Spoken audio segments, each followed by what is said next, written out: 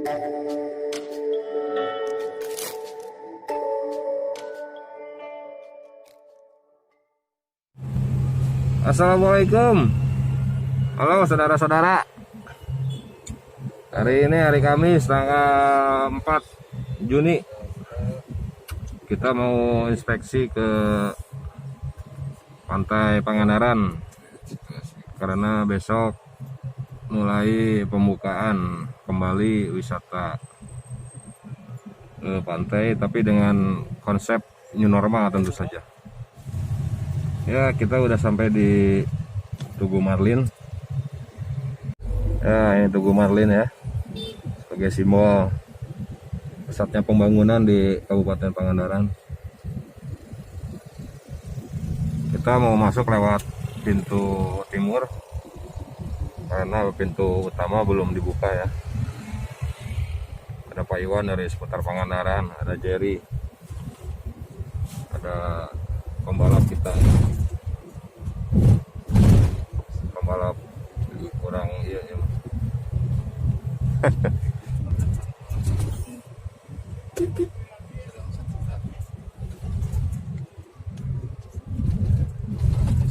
Kita nggak di stop ya, karena ya you know lah, kita kan bekerja, bukan mau wisata ya. Sombong amat.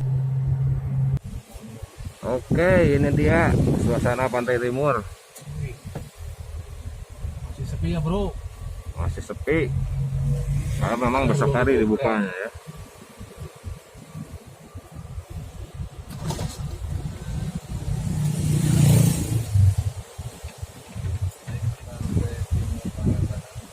Ternyata ombak masih besar bro.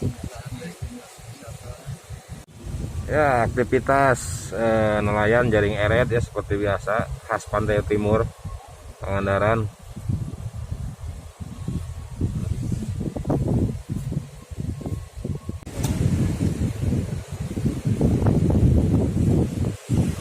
Aktivitas nelayan.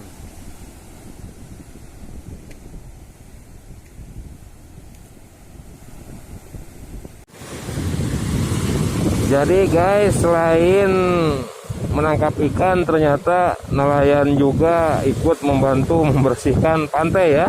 Ini selain dapat ikan, dapat juga sampah. Jadi laut kita memang ya sedang kotor lah begitu, karena mungkin masalah lingkungan ya. Kesadaran membuang sampah masih ke sungai, sehingga pada akhirnya berakhir di laut. Baca.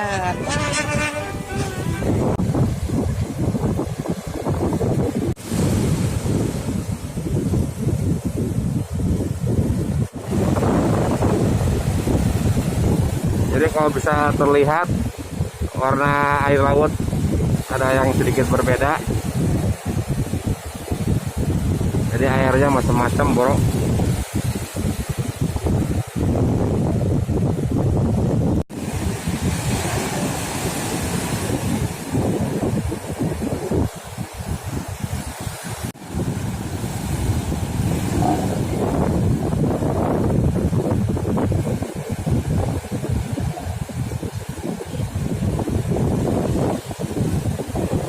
Mereka bersiap melempar jaring.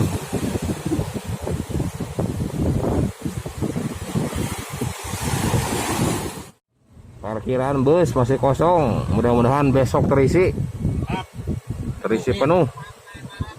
Nah, sudah mulai buka pakaian, ada harapan, mudah-mudahan ekonomi kita kembali normal. PKL sudah hadir,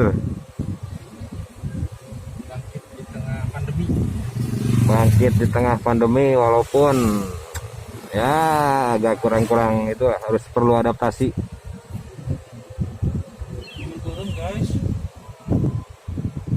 Sudah mulai bergairah kembali, ada harapan besar. Pasti.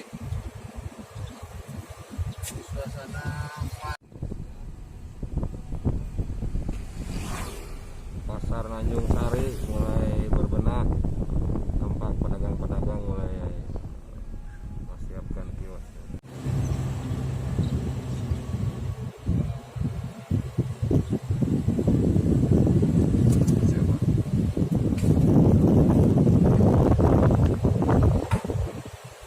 udah mulai berbenah, bro.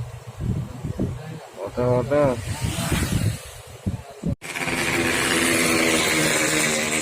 Persiapan menyambut wisatawan. Kita ke PHRI mau ngobrol-ngobrol tentang persiapan. Pak Agus bisa dijelaskan hasil tadi inspeksi persiapan 1 hari menjelang pembukaan Pantai Pangandaran gimana Pak? Pantauannya Pak? Ya alhamdulillah tadi pagi kita sudah menginspeksi secara random ya, tidak semua, secara acak, dan alhamdulillah hotel-hotel dan restoran ini sudah siap buka dengan standar COVID-19. Di antaranya hotel itu sudah siap dengan tempat cuci tangan, juga sudah siap dengan masker, sarung tangan, ada juga yang pakai face shield ya, ada. Kemudian ada juga yang sudah menyiapkan untuk social distancing dengan memberi tanda di resepsionis itu supaya orang itu menjaga jarak. Kemudian di restoran juga kursi dan meja sudah dijauhkan antara satu dengan yang lain. Kursinya juga yang biasanya 6 kursi hanya tinggal ada yang 2, ada juga yang 4, tapi jaraknya memang berjauhan untuk memenuhi syarat social distancing. Pak tadi sudah ada 80%-an ya Pak yang sudah siap ya Pak? Ya, 80% yang siap itu terdiri dari hotel, restoran, homestay, pondok wisata juga. Ada juga yang belum siap sih sebenarnya. Kemudian kami persyaratkan dari PHRI, kalau memang belum siap jangan memaksakan diri untuk buka, karena itu akan menjadi sebuah jadi lebih berbahaya lah kalau mereka belum siap memaksakan terima tamu. Silahkan persiapkan dulu saja. Kemudian nanti kalau sudah siap melapor ke kami ke PHRI. Kemudian nanti kami akan teruskan ke Dinas Pariwisata atau ke pihak yang berwenang. Hotel kita berikan diskon itu 30%. Kenapa 30% untuk hotel? Karena hotel itu mereka hanya menjual jasanya kan. Mereka paling bayarnya di listrik, ya karyawan dan lain-lain. Jadi kami bisa menerapkan diskon di posisi 30%. Kalau restoran itu hanya 5% saja. Kenapa? Karena restoran itu kan mereka menjual bahan baku. Ada biaya produksi juga ada biaya produksi. Kalau diskonnya lebih besar atau disamakan dengan hotel, bisa-bisa mereka nombok. Bangkrut. Gitu kan. Karena ada yang dimakan kan, ada bahan baku yang harus diolah. Selain beda dengan hotel-hotel kan mereka menjual jasa saja, tidak ada barang yang terbawa. Tadi Pak soal penegasan bahwa tamu mah cuma 2 hari, sementara kita yang di Pangandaran harus lebih siap. Nah itu maksudnya gimana sih Pak? Maksudnya begini ya. Jadi kita jangan terlalu menekankan untuk hanya tamu saja yang memenuhi SOP ini, yang memenuhi standar COVID-19 ini, bahwa tamu harus pakai masker begini. Nah, sedangkan kita yang kedatangan, yang kedatangan itu sebenarnya harus lebih siap, karena tamu itu kan mereka datang paling 1-2 hari, mereka pulang. Kalau mereka menjadi karir atau pembawa virus ini, berarti yang terkena kita ya. Jadi saya tekankan di sini bahwa kita harus lebih memprotek diri kita sendiri yang menerima. Harus lebih siap ya Pak? Harus lebih siap, harus lebih mawas diri, lebih sadar diri bahwa mereka itu datang ke sini, curigai aja mereka itu bawa. Jadi harus bagaimana kita kan gitu. Jadi antisipasi ya Pak ya? Antisipasi. Kemudian yang perlu ditekankan lagi kepada pemerintah Kabupaten Pangandaran, memberi pemahaman apa sih sebenarnya new normal ini, ya kan? Karena dengan dicabutnya PSBB atau dilonggarkannya PSBB, banyak yang berpikiran bahwa wah ini sudah normal, sudah selesai pandemi. Sudah selesai pandeminya, padahal belum. Justru ini akan lebih riskan lagi buat kita. Jadi tolong pada Pemkab untuk memberi pemahaman yang lebih kepada masyarakat ataupun pelaku pariwisata bahwa dengan adanya new normal ini adalah kebiasaan yang baru ya, kebiasaan yang baru yang disebut normal baru. Dulu kalau misalkan tidak pakai masker, dulu orang pakai masker, wah kita jelema pasti sakit gitu kan, atau misalkan ada penyakit yang menular karena pakai masker. Nah, justru sekarang yang tidak pakai masker jadi tidak normal. Ya kan, dulu orang cuci tangan terus cuci tangan gitu kan, kayak nggak normal gitu. Justru sekarang yang normal orang harus lebih sering cuci tangan gitu kan.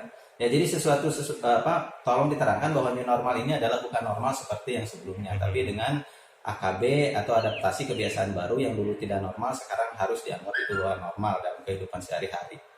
Itu saja Pak. Soal itu Pak, bahwa hotel harus bukan memeriksa, mungkin harus melihat karcis tanda masuk bagi pengunjung. Nah itu maksudnya apa sih Pak? Ya himbauan saya memang tadi waktu saya inspeksi, saya himbau kepada hotel kalau ada tamu yang masuk ke hotel, tolong dicek tiket masuknya. Kenapa? Karena tiket masuk ini adalah sebuah bukti bahwa mereka sudah melewati 2 screening ini. Pertama di checkpoint, Perbatasan di ya, Pak, ya? perbatasan.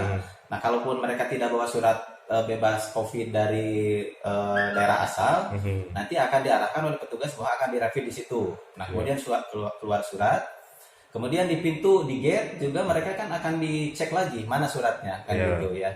Jadi otomatis kalau yang datang tidak beli tiket, saya mengkhawatirkan bahwa orang itu masuk ke Pangandaran secara ilegal. Karena ke Pangandaran itu kan banyak jalan tikus ya, jalan yang bisa dilewati tanpa melewati checkpoint. Contoh, kalau dari arah Banjarsari dia bisa belok kiri masuk ke arah Lakbok, keluar bisa dari Mangunjaya, Patingin atau keluar dari Pasar Padaherang. Tapi mudah-mudahan jangan itu ya Pak, jangan ditiru Pak. Jadi Ya, ini hanya saja apa ya. nantinya menginspirasi mereka untuk jalan situ ya Pak. Tidak hanya untuk petugas Iya, harus iya. menyiapkan di situ Oh, gitu maksudnya. iya, betul. Jadi petugas itu harus misalkan di Padaherang yang masuk itu mau ke Pangandaran, Antisipasi ya Pak. antisipasi. Jadi Jaga checkpointnya ya. sekarang katanya mundur 2 kilo. Nah otomatis itu lebih sempit lagi kan Iya. untuk mereka bisa. Kalau tidak usah disampaikan bahwa ke Pangandaran juga setelah lewat dari checkpoint tidak lewat pintu utama juga bisa banyak Jalan tikus ya. jalan tikus. Nah screening terakhir adalah adanya di hotel ya, di hotel coba lihat Pak, tapi bukan menyinggung tamu bayar tiket atau enggak gitu kan, bayar tiket atau enggak, cuma hanya untuk kehati-hatian kita memaksimalkan apa yang sudah kita siapkan sejak jauh-jauh hari dengan persiapan yang maksimal, tiba-tiba bisa lolos dengan begitu gitu. Jadi betul. tolong Pak tiket masuknya. Nah otomatis kalau dia sudah punya tiket masuk, dia beli dan diperiksa di sana. Jadi hotel udah nggak usah tanya-tanya yang lain gitu kan, karena nah kalau yang tidak punya tiket masuk, nanti ke pihak hotel tolong disampaikan ke kami, ke PHRI. Nanti PHRI akan menyampaikan ke pihak yang terkait, misalnya ke Dinas Pariwisata, ke gugus tugas ataupun ke Satpol PP gitu, mereka yang berwenang. Karena PHRI ini bukan eksekutor, tapi kami hanya kepanjangan dari hotel-hotel dan restoran yang ada di Pangandaran. Pak, kalau skenario seandainya ada tamu hotel yang mungkin tiba-tiba meriang, dia panas dingin gitu Pak, atau tiba-tiba batuk-batuk, nah itu udah disiapkan belum Pak skenarionya bagaimana Pak dari hotel? Ya kalau dari hotel sudah saya himbau bahwa harus menghubungi petugas kesehatan secepatnya dan yang terdekat. Saya himbau juga kepada pemerintah Kabupaten Pangandaran, di pintu itu harus menyiapkan juga atau di tempat wisata ini seandainya memang terjadi emergensi yang harus segera ditangani. Mungkin yang terdekat ke Puskesmas Pangandaran atau ke Cikembulan atau ke Pandeglas. Satu lagi Pak, terakhir Pak, ini kan sekarang persiapan udah luar biasa ya Pak ya. Nah, akan seramai apa sih Pak prediksi Bapak? Mungkin ada harapan atau jangan-jangan kekhawatiran takut ternyata tidak sesuai harapan, nah itu gimana Pak?